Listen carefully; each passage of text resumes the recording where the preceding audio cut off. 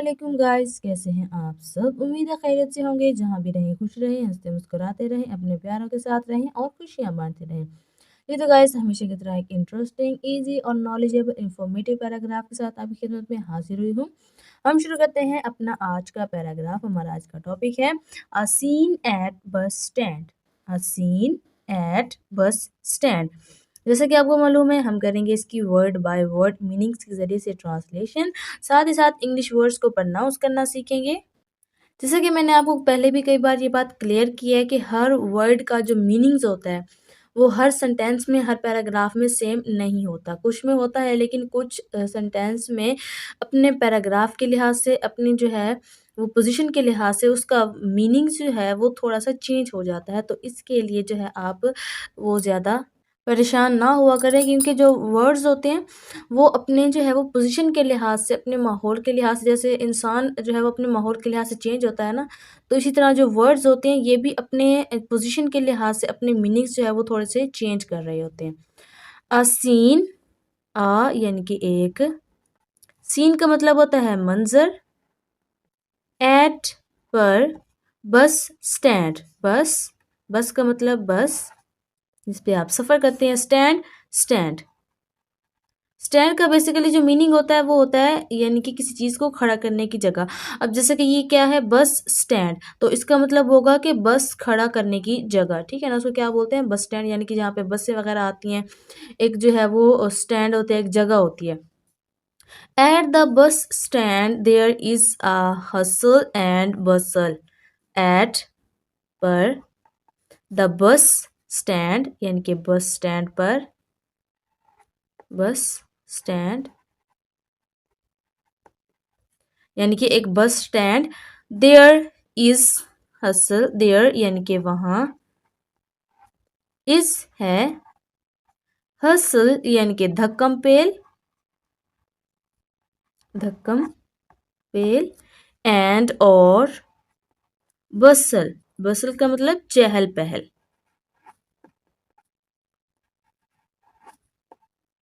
ठीक है। At the bus stand यानी कि बस स्टैंड पर, there is a hustle and bustle, यानी कि बस स्टैंड वहाँ पर जो है क्या है, धक्कम पेल और चहल पहल है। यानी कि एक जो बस स्टैंड होता है वहाँ पे बहुत सारा क्राउड होता है, तो वहाँ पे जो है वो धक्कम पेल भी होती है, चहल पहल भी होती है, इनकी आवाज़ें भी होती हैं, धक्के भी दे रहे होते हैं लोग। तो हम यहाँ पे जो है इसी को डिस्कस करेंगे कि एक बस स्टैंड का जो सीन होता है वो क्या होता है और वो कैसे होता है। यहाँ पे अभी मैंने एक वर्ड पढ़ा, बल्कि एक नहीं दो पढ़े, हसल एंड बसल। अब यहाँ पे देखिए, हसल, मैंने हसल पढ़ा, टी इसमें मैंने साइलेंट कर दिया क्योंकि टी साइलेंट है, टी की आवाज़ नहीं आ रही। जैसे कि हम दोबारा पढ़ते हैं इसको, हसल, हसल यानी कि धक्कम पेल, और बसल चहल पहल। तो इन दोनों वर्ड्स में जो है एस टी क्या है, साइलेंट है। साइलेंट वर्ड्स वो होते हैं जो कि किसी भी वर्ड में ये वो लेटर्स होते हैं जो किसी भी वर्ड में लाजमी तौर पे लिखे जाते हैं, लेकिन इनकी साउंड प्रोनाउंस नहीं होती, यानी हम उनको जो है वो पढ़ते नहीं हैं। People wait eagerly for their buses. People यानी कि लोग, वेट इंतज़ार कर रहे हैं, इंतज़ार कर रहे हैं, एगरली यानी कि बेताबी से,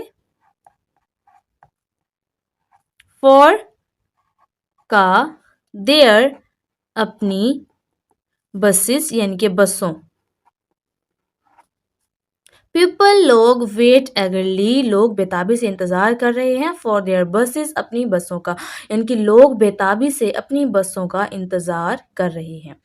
सम sit on benches chatting happily. Some यानी कि कुछ, सिट यानी कि बैठे हैं, बैठे हैं, ऑन पर, बेंचेस यानी कि बेंचों, ठीक है। चैटिंग हैप्पीली, चैटिंग का मतलब होता है बातचीत करना, यानी कि गपशप करना, हैप्पीली खुशी से। तो इन दोनों का जो मीनिंग मैं लिखूंगी यहाँ पे, चैटिंग हैप्पीली यानी कि खुश गप्पियाँ, खुश गप्पियाँ, यानी वो खुशगवार मूड में जो है वो बातें कर रहे हैं। सम सिट ऑन बेंचेस, कुछ बेंचों के ऊपर बैठे हैं, चैटिंग हैप्पीली, खुशगपियां कर रहे हैं। यानी कुछ लोग बेंचों पे बैठ के खुशगपियां कर रहे हैं। Others pass back and forth checking their watches. Others यानी कि दूसरे, दूसरे pass, pass का मतलब इधर उधर, इधर उधर, बैक यानी कि पीछे, पीछे एंड और फर्थ आगे, यानी अदर्स दूसरे, पैस बैक यानी के पीछे एंड और फर्थ आगे, यानी कुछ जो है वो बेंचों के ऊपर हमने पीछे पढ़ा, कुछ बेंचों के ऊपर बैठे हैं, कुछ जो है इधर उधर या आगे पीछे घूम रहे हैं।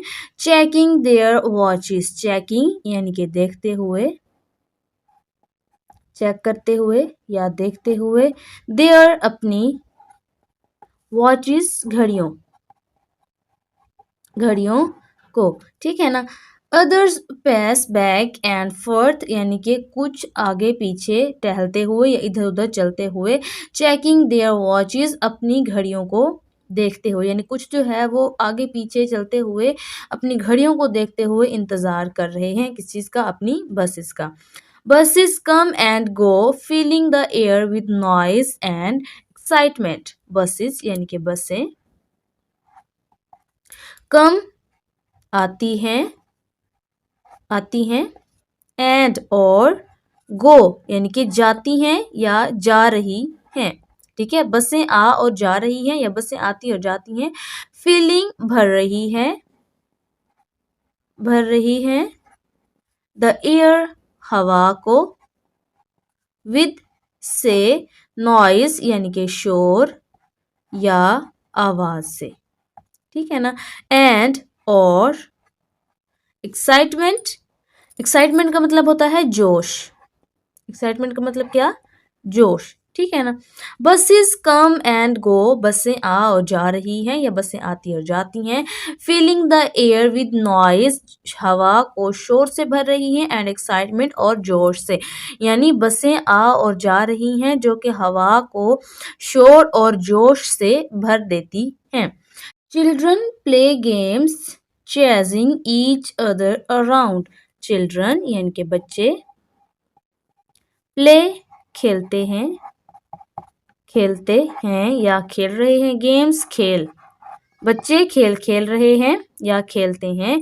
चेजिंग यानी कि ताकुब करते हैं या एक दूसरे के पीछे भागते हैं, ताकुब करते हैं। ईच अदर, ईच अदर यानी कि एक दूसरे का, एक दूसरे का ताकुब करते हैं। अराउंड हर तरफ, ठीक है, या इर्द गिर्द। चिल्ड्रन बच्चे, प्ले गेम्स खेल खेलते हैं, चेजिंग ताकुब करते हैं, ईच अदर एक दूसरे का, अराउंड हर तरफ, यानी बच्चे हर तरफ खेल खेल रहे हैं या खेल खेलते हैं और एक दूसरे का ताकुब करते हैं, यानी एक दूसरे के पीछे भागते हैं। Vendors sell snacks and drinks adding to the lively atmosphere. Vendors यानी कि दुकानदार, दुकानदार सेल यानी कि बेचते हैं, सेल बेचते हैं। स्नैक्स यानी कि स्नैक्स, एंड और ड्रिंक्स मशरूबात, यानी दुकानदार स्नैक्स और मशरूबात बेचते हैं। एडिंग यानी कि इजाफा करता है, इजाफा करती है। To the lively atmosphere, to lively, lively का मतलब खुशगवार या अच्छा, खुशगवार। एटमोसफेयर माहौल में, माहौल में, ठीक है ना। यानी दुकानदार स्नैक्स और मशरूबात बेचते हैं जिससे माहौल में खुशगवार इजाफा होता है। As the sun sets the crowd starts to thin out. As जैसे ही, एज जैसे ही, द सन यानी कि सूरज, सेट्स गरूब होता है, सेट्स का मतलब होता है गरूब होता है। द क्राउड हजूम, स्टार्ट्स शुरू होता है, शुरू हो जाता है, शुरू हो जाता है। टू थिन आउट, कम होना, यानी जैसे ही सूरज गरूब होता है तो हजूम कम होना शुरू हो जाता है। But the energy remains high, but लेकिन, द एनर्जी तवानाई, तवानाई रिमेन्स रहती है, हाई यानी कि ज्यादा। एज द सन सेट्स, जैसे ही सूरज गरूब होता है, the crowd starts to thin out, यानी जैसे ही सूरज गरूब होता है तो हजूम जो है वो कम होना शुरू हो जाता है। But the energy remains high, लेकिन एनर्जी यानी कि तवानाई ज़्यादा रहती है, क्योंकि जब सुबह का टाइम होता है तो किसी ने जो है वो कॉलेज जाना होता है, किसी ने स्कूल जाना होता है, किसी ने काम पे जाना होता है, तो उस वक़्त सुबह को जो है वो ज़्यादा रश होता है। लेकिन जैसे ही सूरज ग़ुरूब होता है, सूरज ग़ुरूब होने के साथ-साथ, यानी सूरज ग़ुरूब होने से पहले भी बस स्टैंड पे बहुत ज़्यादा रश होते हैं, क्योंकि सबने वापस घर जाना होता है। तो जब जैसे ही सूरज ग़ुरूब हो जाता है तो हर कोई घर चला जाता है, और जो है बस स्टैंड वो थोड़ा-सा वीरान तकरीबन हो जाते हैं, क्योंकि कुछ भी नहीं होता वहाँ पे, बहुत कम लोग वहाँ पे रह जाते हैं। A scene at the bus stand is always full of action and anticipation. A scene यानी कि एक मंजर, at पर, the bus stand यानी कि बस स्टैंड पर, बस स्टैंड पर एक मंजर, is है, always यानी कि हमेशा, हमेशा, full भरा हुआ, भरा हुआ, of action यानी कि अमल से, and और एंटिसिपेशन यानी कि तवक्कुआत। ठीक है। A scene at the bus stand यानी बस स्टैंड पर एक मंजर, इज है ऑलवेज फुल ऑफ एक्शन, जो कि हमेशा अमल से भरा हुआ है, एंड एंटिसिपेशन तवक्कुआ से, यानी एक बस स्टैंड पर मंजर हमेशा एक अमल से और तवक्कुआत से भरा होता है। जी तो गाइस, कैसी लगी आपको आज की हमारी ये वीडियो, हमारा आज का ये टॉपिक? आई होप कि आपको पसंद आया होगा। नेक्स्ट वीडियो तक के लिए हमें दें इजाज़त। अपना और अपने प्यारों का रखें बहुत सारा ख्याल। अल्लाह हाफ़िज़।